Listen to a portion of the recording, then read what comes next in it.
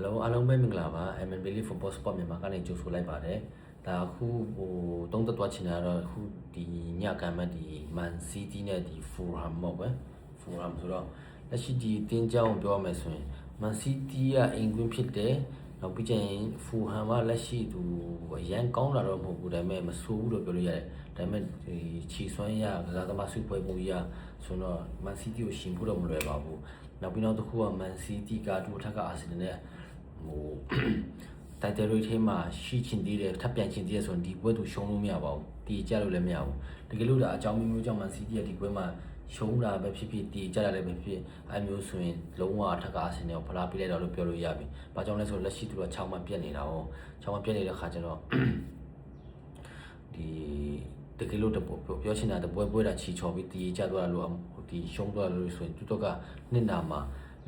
ကမန်စီးတီးဘာကြောင့်လဲဆိုတော့အာဆင်နယ်ရဲ့ဒီလက်ကျန်ပွဲတွေအားလုံးနိုင်မလားဆိုတာပြောဖို့ခက်တယ်ဆိုတော့ဆိုလိုချင်တဲ့ဘောကတကယ်လို့အကြောင်းမျိုးကြောင့်အာဆင်နယ်ကတပွဲတော့ချီချော်မထားလိုက်မန်စီးတီးကပွဲရအောင်ပြီးနိုင်ပွဲဆက်ပြီးနောက်ပြီးသူနောက်မန်စီးတီးနဲ့ဒီစပန်မန်စီးတီးနဲ့ဒီအာဆင်နယ်သူထိတ်တိုက်နေပွဲရှိတယ်အဲ့ဒီမှာသူတို့နိုင်အောင်ကစားမှဆိုတော့ရမှချင်းတူသွားမယ် goal team frame နဲ့သူကပြန် fight နေတယ်ပြောချင်တာလက်ရှိသူမန်စီးတီးကနောက်ဆုံးကံမဲ့ပွဲတွေမှာအာဆင်နယ်ချီချော်ဖို့ဆိုတာတက်သူကလုံးဝချီမချော်ဖို့လိုတယ်ဆိုတော့သူတို့ကလောလောဆယ်6မှဖြတ်ခံရတဲ့တိုင်အောင်သူလက်ကျန်ပွဲကိုနိုင်အောင်ကစားမယ်ဆိုရင်နောက်သူတို့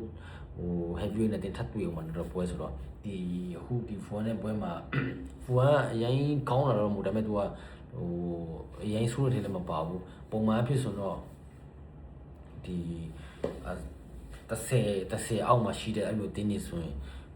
အရန်ကောင်းတာလည်းရှိတော့တခါကျရင်တချို့ကလည်းလိမ်ပတက်လာလည်းရှိတယ်။ဒါပေမဲ့ပြောချင်တာအဖူဝါရောက်မဆိုးကောင်းတယ်။ဒါပေမဲ့လက်ရှိကစားမှာဒီမန်စီးတီးရဲ့ကွင်းမှာဆိုတော့သူတို့ကတော့မလွယ်ပါဘူး။ဘယ်လောက်ပဲကောင်းနေပါစေမန်စီးတီးရဲ့ဒီပွဲမှာအင်ကွင်းလည်းဖြစ်တယ်။နောက်ပြီးကျရင်ဒီအာဆင်နယ်နဲ့အမှန်မပြတ်သွားအောင်လို့သူဒီအာဆင်နယ်မတိုင်ခင်ဒီဖူဝါကိုနိုင်လိုက်မယ်ဆိုရင်ဘာဖြစ်အာဆင်နယ်ကောင်း pressure ပေးပြီး3မှတ်ပဲကွာတော့မှာအဲ့လိုဆိုတော့ဒီပွဲမှာလူဆုံးတက်ဆုံးလည်းကစားလာမယ်လို့ထင်တယ်။နောက်ပြီးနောက်တစ်ခုကဒီပွဲမှာဒီအာဆင်နယ်ဒီမန်စီးတီးကသူတို့အားထားရတဲ့အထောင်တိုင်းစီမိုဟာလန်တို့လည်းဂိုးတွေပြန်သွင်းလာပြီးနောက်ပြီးဒီစမင်းညိုတို့လည်းခြေစွမ်းအဖြစ်ပြောစရာမလိုရန်ကောင်းပြီးသားနောက်ပြီးမာမိုကတော့ဒီခါလေးဘူးနဲ့ပွဲမှာတော့သူပိုင်ခွင့်လေးချော်သွားတော့ရှိတယ်ဒါပေမဲ့သူကစားသွားတာ movement လေးတွေတော်လေးကောင်းတယ်မဆိုးလို့ပြောရမယ်ဒီဗလဲနောက်ပြီးသူတို့ရဲ့ကွင်းလေအားထားရတဲ့ဒီရိုတီလို့ဆိုလဲကောင်းကောင်းလေးကို finish လေးပြန်ပြေးလာပြီးနောက်ပြီးဒီဗာလဲဒီသူတို့ရဲ့ဒီခံစစ်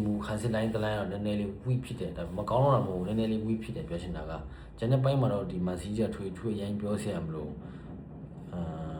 ဆိုတော့ဒီအခုဒီပွဲကစားပြီးရင်သူကဂျားထဲမှာဒီ FA တပွဲကစားမယ်ဆိုသူတို့က9ရက်ကတော့တော်တော်လေးများတယ်ဆိုတော့ဘာပဲဖြစ်ဖြစ်လူချန်စရာမလိုဘူးသူဒီပွဲမှာလူဆုံးတက်ဆုံးကစားလို့ရတယ်ဒီ Manchester City ကသူကဒီပွဲပြီးနောက်ကံမဲ့တာ FA ကဆိုတော့သူတို့ကဒီပွဲမှာလူဆုံးတက်ဆုံးကစားမယ်ဒါပေမဲ့ကျန်တဲ့ပွဲတော့လူဆုံးတက်ဆုံးလူထုတ်ပလိုက်လို့ရတယ်အဲ့မျိုးဆိုတော့လူချန်မှာမဟုတ်ပါဘူးเนาะကြောင့်ဒီအကြောင်းမျိုးကြောင့်ဒီလည်းကြာခံမှာမဟုတ်တယ်လို့အမလည်းရောခံမှာမဟုတ်ဘူးအဲ့မျိုးဆိုတော့ကျွန်တော်ထင်ပါတယ်ဒီပွဲမှာလည်းဒီကွင်းထဲမှာဆိုတော့ထီလို့ဘာသာလို့စီးပါလို့ပဲပြန်သုံးပြီးတော့ဒီမှာတဖတ်ပညာမှာဆိုရင်ဒီဗာလဲဒီမာမိုဖလိုဒီသူတို့အတိခေါ်ရတဲ့ကစားသမားတွေဒီဟာလန်တို့တွေပြန်သုံးပါပဲဆိုတော့ဒါမြင်ပေါ့ကွယ်နောက်ပြီးဒီပွဲမှာသူအကြောင်းမျိုးကြောင့်ချီချော်မယ်ဆိုရင်ပြီးပြီချန်ပီယံလိကိုမေ့လိုက်လို့ပရီးမီးလိချန်ပီယံဆုမေ့လိုက်လို့ရပြီဆိုတော့ဒီပွဲမှာလည်းသူတကယ်လို့ဖူဟန်ကိုနိုင်ခဲ့မယ်ကိုပြက်လဲနိုင်ခဲ့မယ်ဆိုရင်အာဆင်နယ်မကစားခင်တပွဲပိုအတားနဲ့သူက3မှတ်ပဲဖြတ်ခံတော့မှာဆိုတော့အာဆင်နယ်ဘက်ကလည်း pressure ပေးလို့ဖြစ်တယ်လို့သူတို့ကလည်းနောက်ပြီး goal different နဲ့သူများများယူမှာပဲလက်ရှိသူကတူထက်ကအာဆင်နယ်နဲ့လည်းသူကဂိုးရီတော့ကတိတ်ကွာတာမဟုတ်အဲမျိုးဆိုတော့သူဒီပွဲမှာအနိုင်3မှတ်လည်းယူမယ်ဂိုးလည်းရက်လို့တွင်းမယ်ဒါပေမဲ့တစ်ခုရှိတယ်ဒီဖူဟန်လည်းသူကမစိုးလောက်ရကန်ရှိတယ်ဆိုတော့ဒီချာပေါက်ဂိုးလည်းပြန်ပြီးရနိုင်တယ်ဘာကြောင့်လဲဆိုတော့မန်စီးတီးလည်းဘယ်လိုပြောမလဲ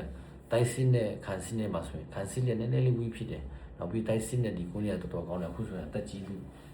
ဒီဆိုဒီတိုင်အောင်ဘာလို့ဆေးပါလို့ဆိုရင် speed အဖြစ်တော့သူက speed အရင်မကောင်းဒါပေမဲ့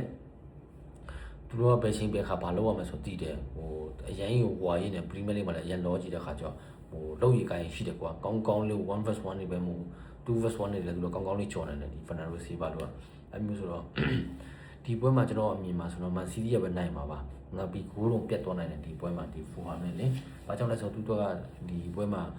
အနိုင်ပြင်ဒီဂိုးပါများများရဖို့လိုတယ်သူတို့ကတကယ်လို့ဒါဒီတစ်ချိန်အာဆင်နယ်နဲ့ဒီအမှတ်တူသွားမယ်ဆိုရင်ပြီးဂိုးရဂိုးလေးပြန်ကြည့်မယ်ဆိုရင်လည်းဂိုးကလည်းရဆိုတွင်ထားမှာနောက်ပြီးပြောဂိုးကတော့ပြောဆရာမလို့ဘာကြောင့်လဲဆိုတော့လက်ရှိသူကားတဲ့ဖုန်းနဲ့ဆိုလက်ရှိဒီသူတို့ရဲ့ကစားသမားတွေဟာလန်တို့တွေမာမိုလိုတွေဆမင်းညိုတို့ဆိုဆမင်းညိုဆို3ပွဲ4ပွဲဆက်လိုက်မျိုးကိုသွင်းတာဒီလီဗာပူးနဲ့ပွဲမှာတူကိုမသွင်းနိုင်တော့အဲ့မျိုးဆိုတော့ချီဆိုးကလည်းတော်တော်လေးကောင်းတယ်နောက်ပြီးသူတို့နီးပြပတ်ကော်ရီတို့လာဖြစ်နေတဲ့သူ့လုံးဝ short တော့လို့မရဘူးပြီးမဲ့လိမ့်မှာအာဆင်နယ်ပဲတကောင်လည်းပြီးတဲ့ဖြစ်နေပြီလားဆိုတာ